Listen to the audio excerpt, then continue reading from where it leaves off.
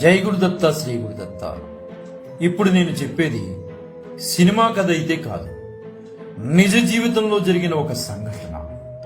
చిన్న వయసులో ఒక దురదృష్టకరమైన సంఘటన ఒక బాలుడి మనస్సుపై గాయమైంది. ఆ గాయం కాస్త పగగా మారింది. చివరికి ఆ పగ ప్రతీకారం తీర్చుకుని భారతదేశ చరిత్ర పుటల్లో నిలిచిపోయింది. ఆ పగ తీర్చుకున్న వ్యక్తి పేరు అందరికీ తెలుసు. అందరికీ ఆ పేరు చెబితే చాలు రోమాలు నిక్కపొడుచుకుంటాయి.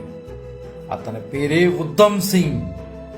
ఈయన పంజాబ్లోని సంగ్రూ జిల్లాలోని సునం తెహసీల్ కు చెందిన కలన్ గ్రామంలో జన్మించారు. సరిగ్గా ఇదే రోజు ఆయన పుట్టినరోజు. ఈయన తండ్రి చనిపోవడంతో 1918లో పంజాబ్లో ఒక ప్రైవేట్ హాస్టల్లో చదువుతూ మెట్రికులేషన్ పూర్తి చేసుకుని బయటకు వచ్చే రోజులు అవి ఆయనవి. అది 1919 ఏప్రిల్ 13 పంజాబ్లోని అమృత్సర్లో జలియన్ వాలాబాగ్ అక్కడ ఒక చిన్న తోటలో రౌల చట్టానికి వ్యతిరేకంగా శాంతియుతంగా భారతీయులు సభ జరుపుకుంటున్నారు. ఇంతలో అక్కడ ఉన్న అమాయక ప్రజలపై జనరల్ డయ్యర్ ఆధ్వర్యంలో ఏ హెచ్చరికలు లేకుండా విచక్షణారహితంగా కాల్పులు జరపడం జరిగింది. అప్పటికి జనరల్ డయ్యర్ వయసు 55 సంవత్సరాలు. దాదాపు అందులో చాలా మంది మరణించారు, క్షతగాత్రులుగా మిగిలిపోయారు. 2000 మంది పైగా క్షతగాత్రులయ్యారు. ఇది అత్యంత ఘోరమైన సంఘటనగా చరిత్రలో మిగిలిపోయింది. ఆ రోజు ఆ సభలో మంచినీరు సరఫరా చేయడానికి ఒక అనాథ శరణాలయం నుండి, అంటే ఇప్పుడు ఆ అబ్బాయి చదువుకున్నటువంటి హాస్టల్ నుంచి 19 ఏళ్ల కుర్రాడు అంటే ఉద్దమ్ సింగ్ వచ్చాడు. జరిగిన దురంతం చూసి చెలించిపోయాడు. నేల మీద పరుండి ప్రాణాలు కాపాడుకున్న ఆ కుర్రాడు శవాల గుట్టలు చూసి కోపంతో వణికిపోయాడు. కంటి నిండా నీరు ఉబికి వస్తుండగా ఆ తోటలోని రక్తం అంటిన మట్టిని తీసుకుని ఈ దురంతానికి కారకుడైన వ్యక్తులను చంపేదాకా నేను చావను అంటూ ప్రతిజ్ఞ చేశాడు.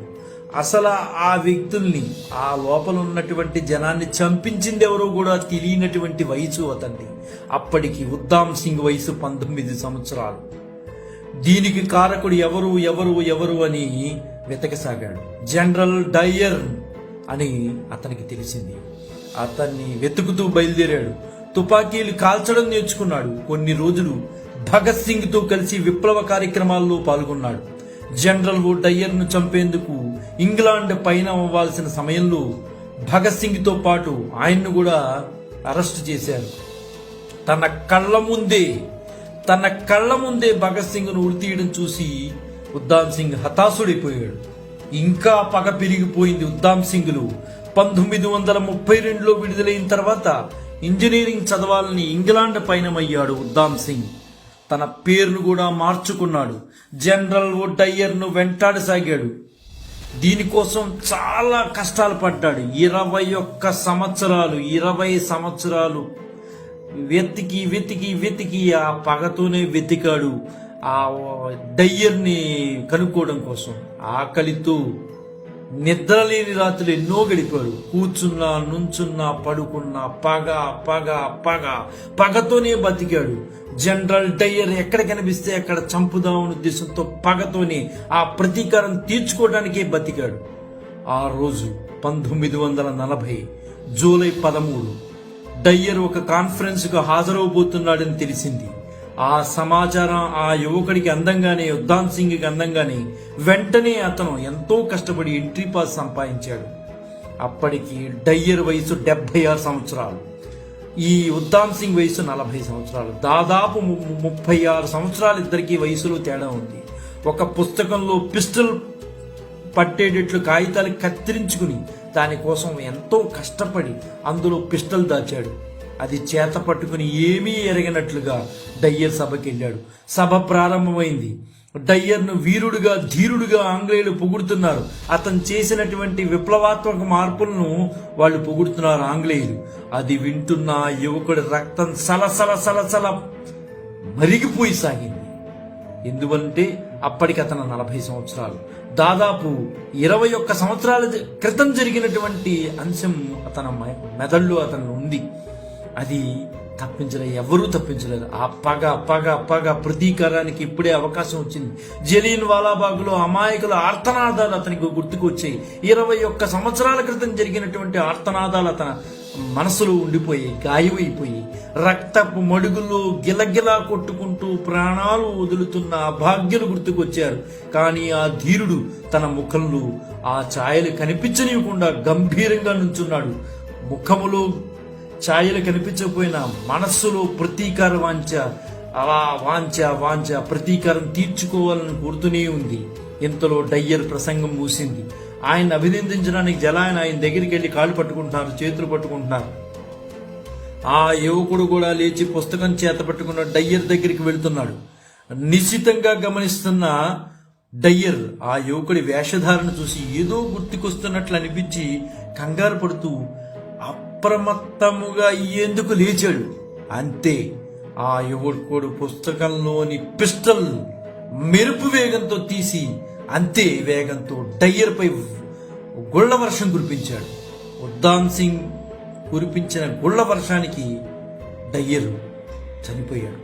భారత్ మాతాకి జై, భారత్ మాతాకి జై, భారత్ మాతాకి జై అంటూ ధైర్యంగా అక్కడే నిల్చున్నాడు.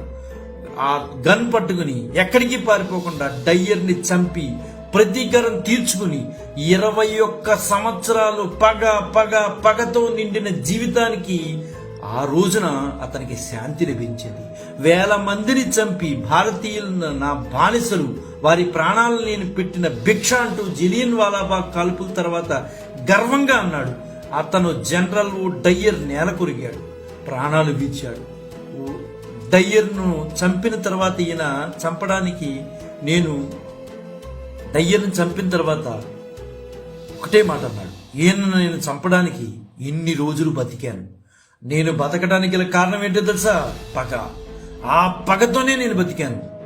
ఇంకా నన్ను ఏం చేసుకుంటారో చేసుకోండి అని లొంగిపోయాడు. నిజానికి ఆ విప్లవ వీరుడు జయంతి ఈరోజు. ఆ విప్లవ వీరుని కనీసం మన భావితరాల వారికి పరిచయం చేయగలగాలి. ఇతను ఉద్దామ్ సింగ్ అని చెప్పగలగాలి. చివరి క్షణాల్లో కోర్టులో ఉద్దామ్ సింగ్ మాట్లాడిన మాటలు ఒక్కసారి మనం పరిశీలించినట్లయితే ఒక్క మాట అన్నాడు, నేనే చేశాను ఈ హత్యను. ఎందుకంటే కోర్టు వారు అడిగారు, ఎవరు చేయించారు, ఎవరు చేశారు, ఎందుకు చేశావు అని అడిగారు. నేనే చేశాను ఈ హత్య. ఎందుకంటే అతని మీద నాకు పగ. నేను అతను చంపి తీరుతానని శపథం చేశాను. అంతే. నా దేశ ప్రజల ఆత్మను భంగపరిచాడు, అందుకని వాడిని చంపేశాను. అందుకోసం నేను 21 సంవత్సరాలు వేచి చూశాను. నన్ను బతికించింది పగ మాత్రమే. నేను ఈ పని చేసేందుకు బాగా సంతోషిస్తున్నాను. నేను మరణానికి భయపడలేదు.